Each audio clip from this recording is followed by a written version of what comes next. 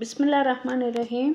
அல்ஹம்துலில்லாஹி அஸ்ஸலாத்து வஸ்ஸலாம் அலா ரசூலில்லாஹி வ அலா ஆலிஹி வஸஹ்பிஹி வஸல்லம்.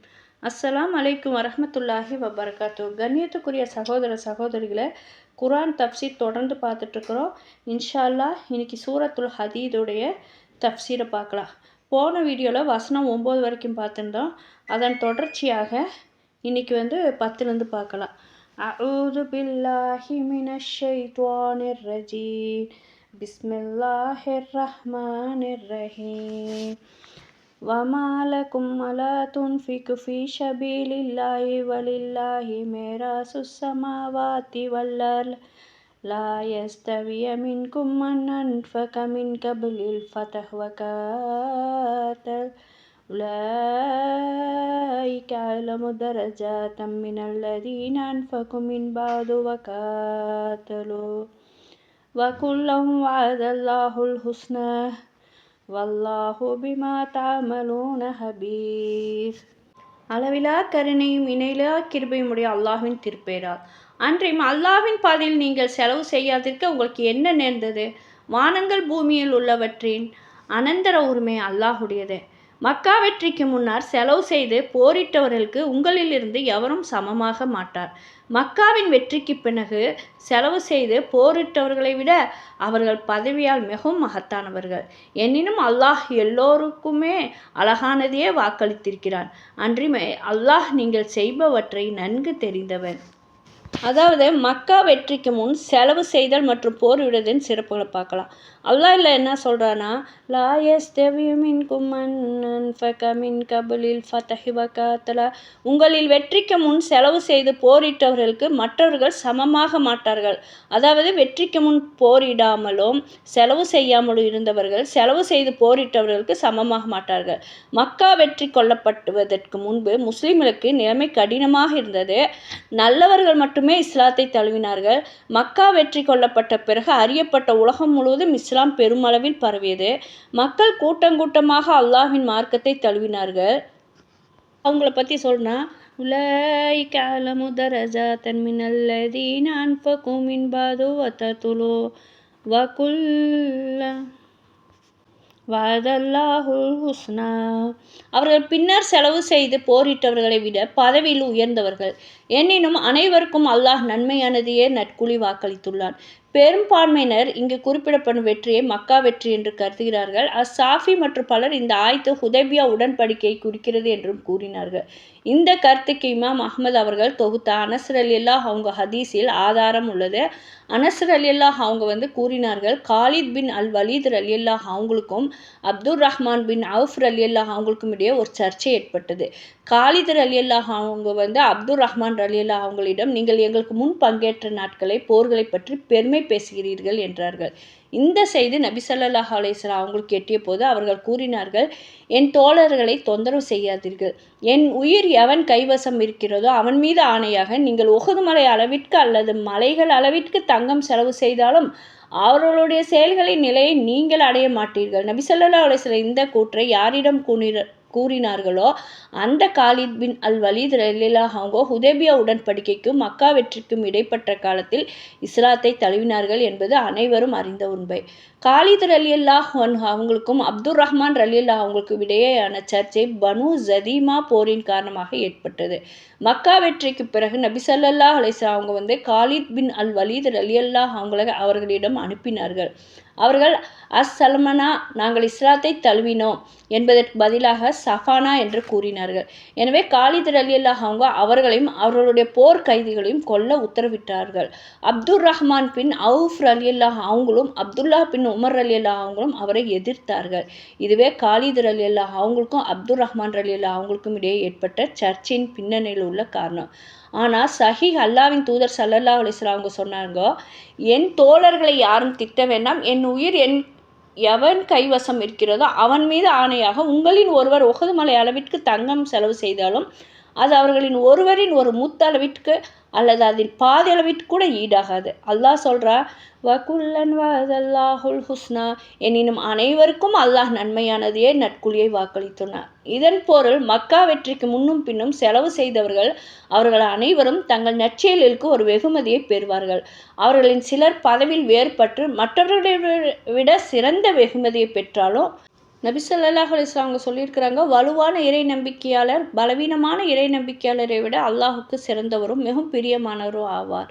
இருவரிலும் நன்மை இருக்கிறது. நபி ஸல்லல்லாஹு அலைஹி வஸல்லம் அவர்கள் தங்கள் கூற்றை இந்த வழியில் முடித்தார்கள். இரண்டாவது வகை இறை நம்பிக்கையாளரின் மீது கவனத்தை ஈர்க்க, அதனால் முதல் வகையினரை விரும்புவதன் மத்தியில் அவர்களுடைய சொந்த குணங்கள் மறக்கப்படாமல் இருக்கும். இந்த வழியில் பின்னவர்கள் ஹதீஸில் இழிவுபடுத்தப்பட்டதாக நிராகரிக்கப்படவில்லை. எனவே நபி ஸல்லல்லாஹு அலைஹி வஸல்லம் முதல் வகையினருக்கு முன்னுரிமை கொடுத்த பிறகு இரண்டாவது வகை பலவீனமான இறை நம்பிக்கையாளர்கள் புகழ்ந்து தங்கள் கூற்றை முடித்தார்கள்.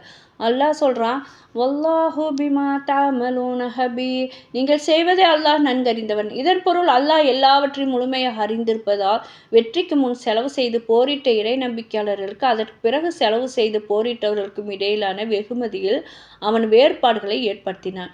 நிச்சயம் அல்லாஹ் இதை முந்திய வகையினரின் எண்ணத்தையும் அவனிடம் அவர்கள் கொண்டிருந்த முழுமையான நேர்மையும் பற்றி அவனுடைய அறிவின் மூலம் செய்கிறான்.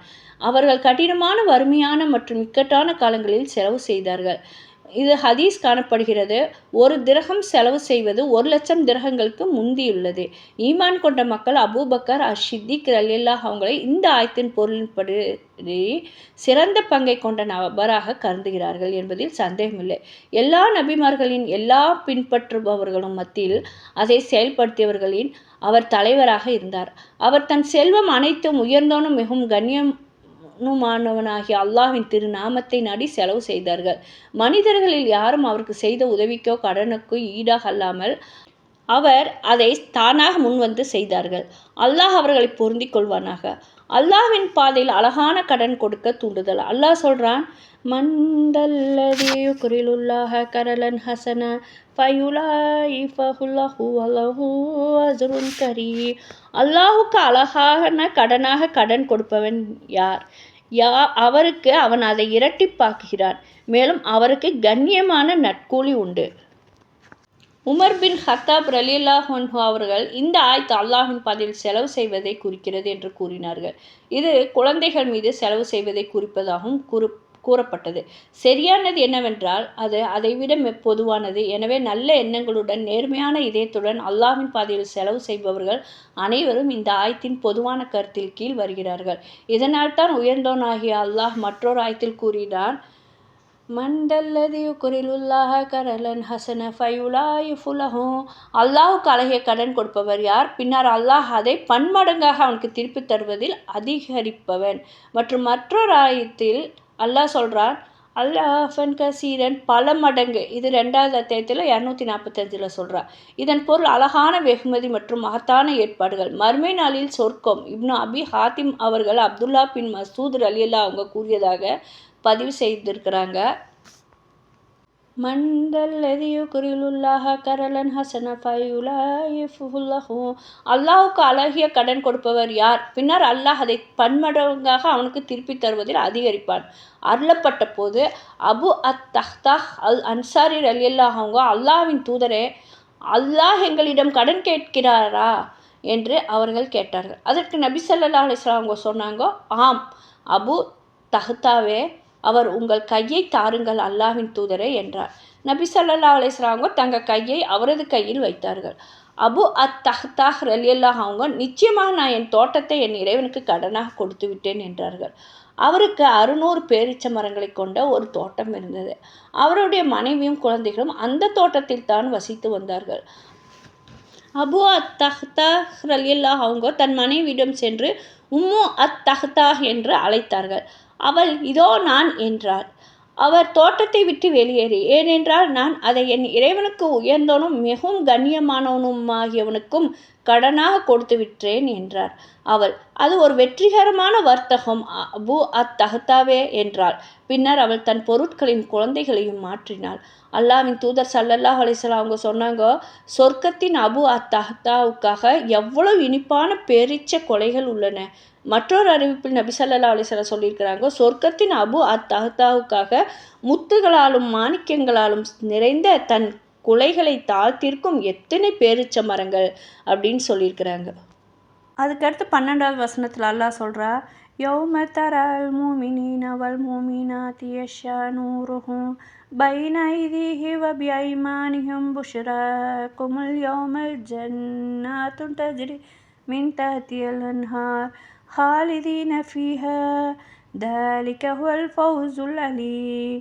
நம்பிக்கையாளர்களான ஆண்களையும் நம்பிக்கையாளர்களான பெண்களையும் நீங்கள் பார்க்கும் நாளில் அவர்களுடைய பிரகாசம் அவர்களுக்கு முன்னாலும் அவர்களுக்கு வலப்புறத்திலும் விரைந்து கொண்டிருக்கும்.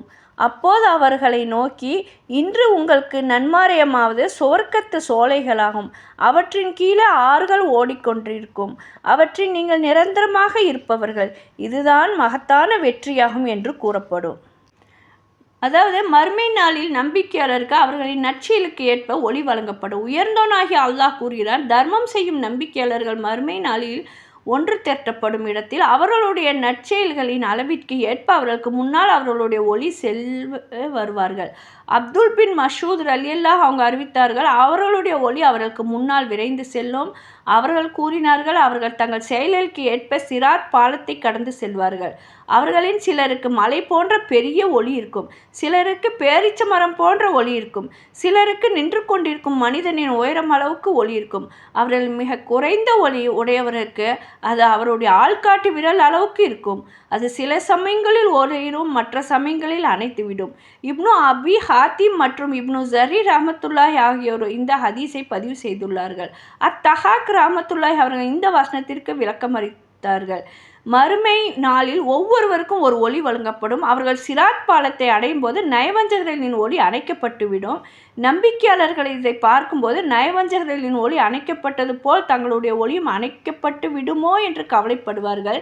இந்த நேரத்தில் தான் நம்பிக்கையாளர்கள் அல்லாஹ்விடமிருந்து, எங்கள் இறைவா, எங்களுடைய ஒளியை எங்களுக்கு பரிபூர்ணமாக்குவாயாக என்று பிரார்த்திப்பார்கள். யா அல்லாஹ், மறுமை நாளில் எங்களுக்கு முன்னாலும் எங்களுக்கு வலப்புறத்திலும் எங்களுக்கு இடப்புறத்திலும் எங்களுக்கு பின்னாலும் எங்களுக்கு ஒளியை தாடா அல்லாஹ். இன்ஷா அல்லாஹ் இதன் தொடர்ச்சி அடுத்த வீடியோவில் பார்க்கலாம். அஸ்ஸலாமு அலைக்கும் வரஹ்மத்துல்லாஹி வபரகாத்துஹு.